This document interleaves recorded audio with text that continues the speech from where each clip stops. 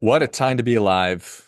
What a time to be alive. In most every domain, in most every context, we're living through an interesting time, a time of change, upheaval, watershed shifts, paradigm shifts, up leveling, down leveling, sideways leveling.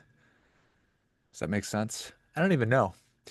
All these interesting conversations. And I'm here for, well, that's not true. I'm not here for a lot of these conversations. But one that I am here for is that of qualification. Who is qualified to do something?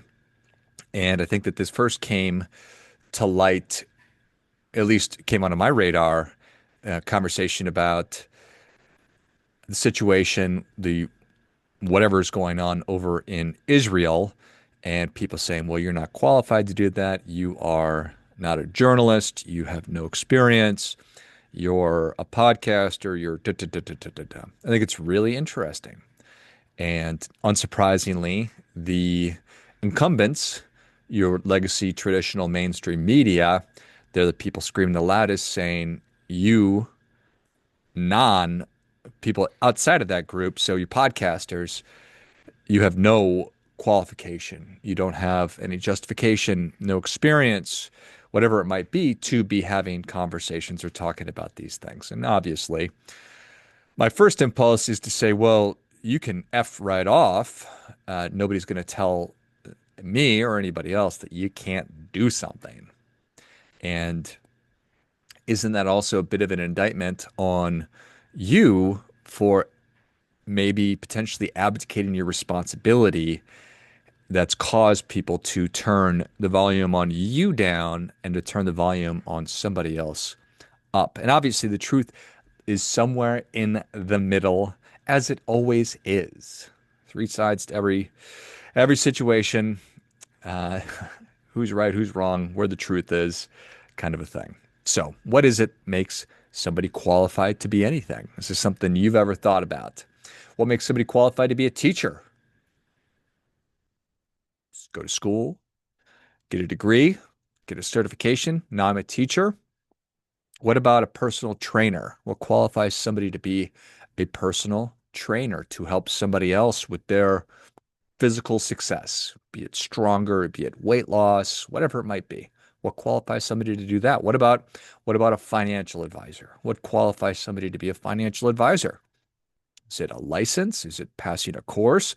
Do you consider Dave Ramsey to be a financial advisor? Because I don't think he's ever done any of those things, yet he is, from my perspective, the most important financial person ever. I call him a financial advisor or a coach or whatever. Obviously, when you start using specific words, the hair on some people's neck come up, particularly the people that certify and gatekeep. They want you to use the proper terms, and understandably so. Here's another one. Was Joe Biden qualified to be president because he was a senator for 50 years? Does that qualify him to become president? Because he's a career politician, somebody who'd been in Washington forever. Literally, it was like his entire life, his entire career. I don't know.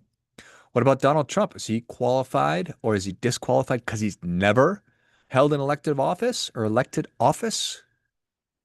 It's interesting. So, one of the things that sort of prompted, I think that the thing that really prompted me to want to dig into this was a tweet that I saw, or whatever they're called now, a post on X that read, Zoran Mamdani is not a serious person. He has essentially never had a job despite his elite education from multiple private schools. How this man became the front runner for New York City mayor is beyond comprehension. So that person does not believe that this person is a serious candidate to be the mayor of the most important city in the world.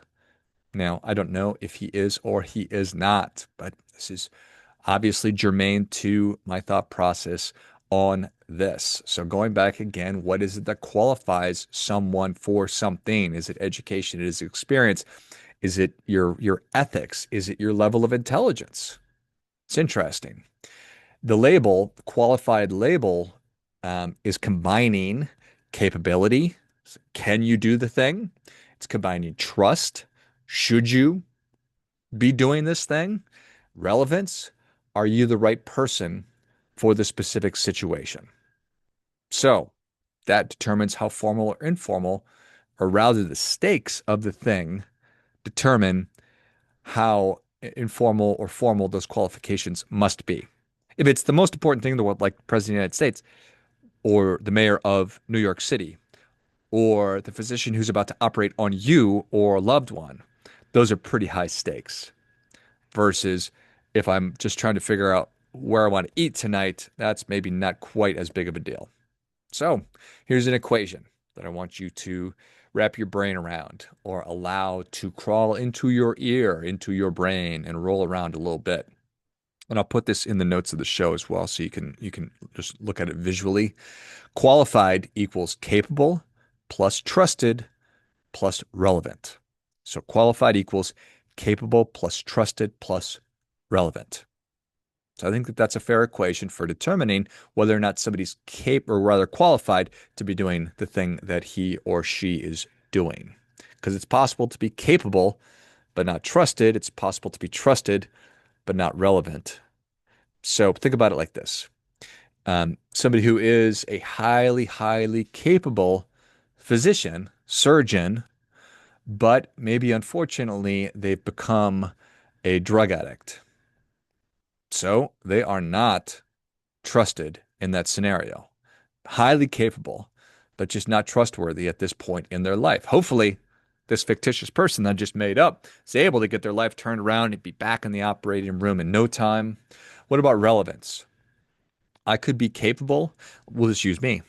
I could be, which I'm not, a therapist. So I could be the best therapist that is out there. I could be well respected and revered by my colleagues in the entire field. I could be just regarded as the best therapist in the world, but that doesn't mean that I'm the right therapist for my child. Okay, so I might not be the right person for the job. That goes to the relevance piece. So you can see how we need really all three of these, especially when things are important, when the stakes are high enough, to really justify that, yes, I am a capable person. So again, circling back on this, qualified, can you do it? Trustworthy, should you do it? Relevance, are you the right person for the specific scenario? I think those are the really key things. So let's break this down. I think that first and foremost, it's knowledge and education. So have you received some kind of formal training, be it a degree, a certification, or taking courses in the relevant field? Have you obtained whatever specialized knowledge is required to be able to do that? Understanding of the various concepts, the techniques, the laws, tools that are essential for you to complete whatever task must be completed. The second thing is skills and expertise. So you had the training, have you developed the skills? So do you have the ability to perform the required tasks correctly? Do you have the ability to perform them efficiently? Do you have a proven track record? So I've achieved things. I have a history of success demonstrating, showing that yes, in fact, I am capable of delivering results. Adaptability, because none of this stuff is a straight line. So going back to the surgeon in the operating room, we have a plan going in, but then something goes sideways. We nick an artery. We discover that there's something else, a bigger problem, or just a secondary problem that is going on. Am I able to course correct and handle that? The third thing are standards and credentials. So for the industry that you're operating in, have you met the necessary criteria set by professional bodies, licensing boards, or regulatory agencies? Do you have some kind of a certification, some kind of a recognition that says it's a rubber stamp says that yes, this person's abilities have in fact been tested and verified? Number four is character and reliability. So we talked about trust. So do you operate and live with integrity? Do you act honestly? Do you act in an ethical manner? Do you have good judgment? Do you have, again, a track record of making good decisions, particularly when things do go a little bit sideways? So making good decisions under uncertain conditions or erratic conditions. Are you a dependable person? Have you demonstrated that you can do this for long enough that people are and can feel comfortable relying on you and going down to fit. So number five is this fit? So is it alignment? Are you in alignment, both professionally, culturally? Do you fit the values and the goals of the person or the party that you are trying to wanting to serve, the organization, the community that you are wanting to operate in and do your thing in? And then from a situational suitability standpoint, do you have the right temperament? Do you approach things with the right risk tolerance, or this right sensitivity, emotional awareness, all these different things that go to fit. Um, that's an interesting thing. When we have lots of different options, we have the ability to go down and choose. But in an environment or a situation where we have no options at all, well, that's when we have to just accept the option that we are presented with. If we live in a very rural place, well, I am going to need to rely on the services that are available to me. I'm living in Alaska, for goodness sakes, and the next closest X, Y, or Z is 500 miles away. Well, I'm going to have to trust and move forward with the person that I have the ability to move forward with. So, all of these things are incredibly important. Is there evidence? Um, you think about the different scenarios, or rather, kind of going into some examples, like to talk about medicine. So, sort of following that line of if I am a very rural and remote place, um, what am I looking for? But again, if I'm in that scenario, then I just need to kind of take what it is that I'm given or do the best I can with what I have. In an ideal situation, if we're talking about medicine, having a medical degree, having gone through residency, being board certified, completing the required CE or continuing education, my skills and expertise, having proven clinical competency, showing and demonstrating the ability to diagnose, treat, and respond to emergencies, making sure that I am keeping up with my credentials and my standards. I have my license. I'm in compliance with the credentialing. I'm adhering to HIPAA and other different safety protocols, that I do hold myself to and am held to the highest ethical standards of patient confidentiality, empathy, and composure under pressure. And when when possible, that there is that fit, that we're aware of cultural sensitivities and ability to collaborate with other providers. Because all too often, obviously, there's a lot of parties to keeping a patient healthy. So stakes, that's about as high as it gets. When lives are at stake, qualifications are heavily regulated and verified. So that's a really important thing. What about the field of law? Well, certainly from an education and knowledge perspective, we have the JD. We need to have an understanding of the different statutes, precedency, and theory.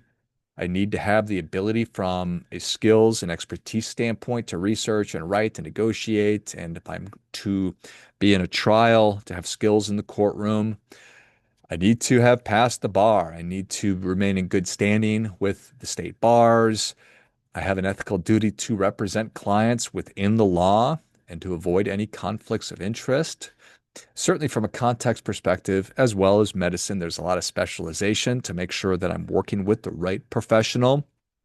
And from a stakes perspective, it's not necessarily quite as high as a physician, because my lawyer is not necessarily saving my life, but they are protecting my freedom. They're protecting my rights potentially. So these are really important. What about skilled trades like an electrician or a plumber? Well, certainly going to trade school, going through an apprenticeship, understanding technical knowledge, but as well as understanding the permitting and different codes to make sure that the work that I'm doing is within the parameters of safety. So not just at the work site, but also moving forward. I have to have hands-on mastery of the different tools, the different approaches, what happens when things go wrong. So troubleshooting and then being able to execute efficiently. These are important. With trades, oftentimes there's a journeyman relationship where you go and you apprentice or learn underneath people that have been doing it for a really long time. There are necessary building codes and compliance that we have to take into consideration. Certainly, from a character standpoint, we have to be safe. We have to have a strong commitment to keeping ourselves safe and also keeping the people that we're working with safe. And obviously, then the people who are going to be living in or working in the buildings or whatever it is that we're doing are going to be safe. From a context or a fit standpoint, I mean, mistakes can 100% be extremely dangerous and costly. So we need to make sure that we're doing really good work and that we're able to work effectively with other trades. So if we're in or on a work site where there's different languages being spoken, which is highly common, I need to be able to effectively communicate. I also need to not be somebody who's a total jerk and who people are going to, if not enjoy being around, at least just being effectively able to do their work around me. So that's an important thing. Stakes are pretty high. If we're talking about a leadership role or some kind of an executive role and responsibility, there may be formal education. It could be leadership courses of some kind, or maybe an MBA, but that's not, it's not always required by any stretch of the imagination. What do you have to have? You have to be able to set vision. You have to make good decisions. You have to be able to communicate when things go sideways. We need to manage crisis, and we need to be strategic in our thinking. And certainly critical thinking is required.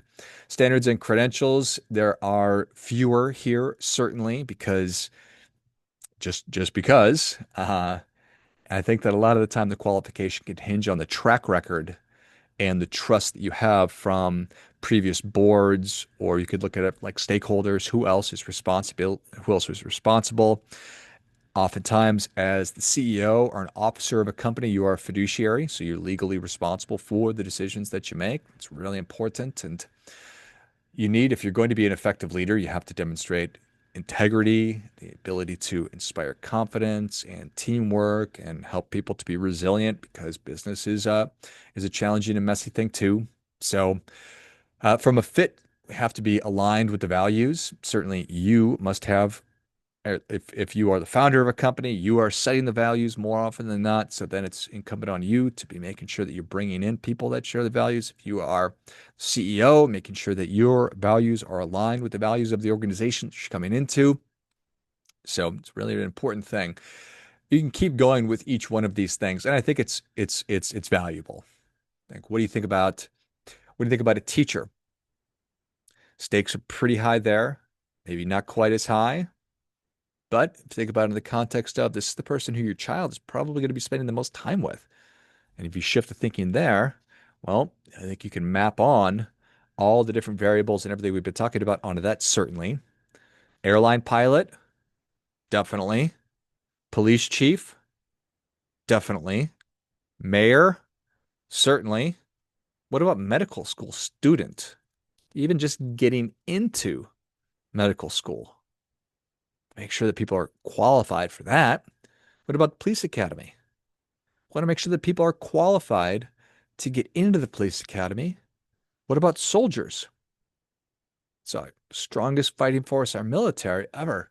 So we want to make sure that we want to make sure that we're sure about the qualifications of the people that we are inviting to engage in the process of becoming the thing that they're interested in doing. And it definitely comes down to stakes.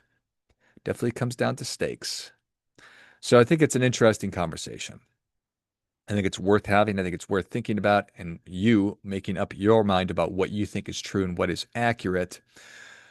And then take a big step back and say, okay, that's an interesting scenario. I wonder why that's happening. I wonder why that person has been elevated or we're choosing to elevate that person. And that could be in the form of a vote or just demonstrating continued confidence in that person or when we've lost confidence in those people and how it's changed and how things are changing.